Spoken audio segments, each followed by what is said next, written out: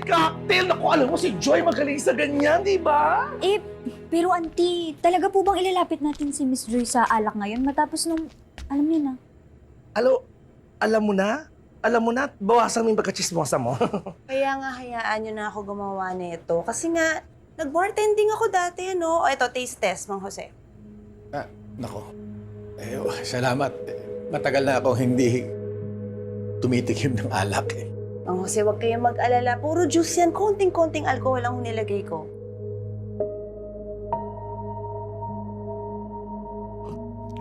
Sige pa ho, Mang Jose. Hindi niyo malalasahan kapag konti lang eh. Dapat mga 2-3 lagok para ho talagang malasahan ninyo yung timpla ko.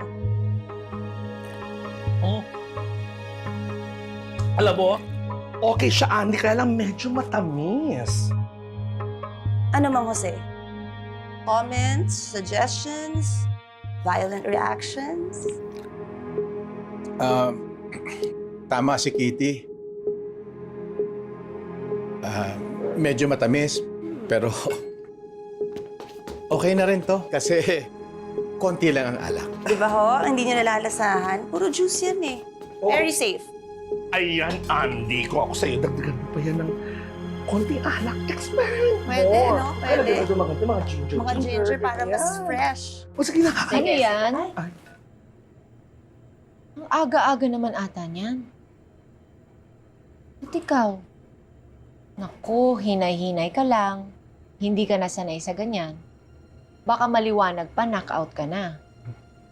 Madam, nagpa-practice lang ho kasi ako. Pinapa-taste test ko sa kanila para mamaya perfect na ho yung timpla ko. Speak of maagang pa, madam. Baka gusto mong cancelin na natin itong Noche Buena para hindi naman masayang itong mga pinamili kong mga ingredients. Bakit parang pakiramdam ko ako lang ang excited para sa Noche Buena mamaya? Hindi naman sa ganun, madam. Ang feeling ko lang kasi baka masayang tong paghahanda natin at mauwi lang sa awayan, iyakan, barilan, o kaya all of the above. Ay, naku, Pakito. Yan naman kasing problema sa'yo. Kulang ka sa pananalig. Wala tayong kontrol sa mga bagay-bagay. Ang kailangan natin ay magtiwala sa Panginoon at magiging okay na ang lahat. Grabe, Panginoon. Sige na, magligpit na kayo dyan at mag-ayos kayo para sa mamaya. Sige po, madam. O, Julie, alam mo na, balatan mo na lahat to. Tsaka to, nasa pwesto mo, alam mo na. Opo, ito na nga ito pa, Julie. Oh, may pahabol pa. Yes, ma'am. Hope, bakit? Wala lang, Ma. Hindi ko alam kung dapat pa ba natin i-celebrate yung Christmas. Sabad dami ba namang nangyari? I mean, hindi pa natin nahanap kung sino talagang kumuha ng kwintas ko.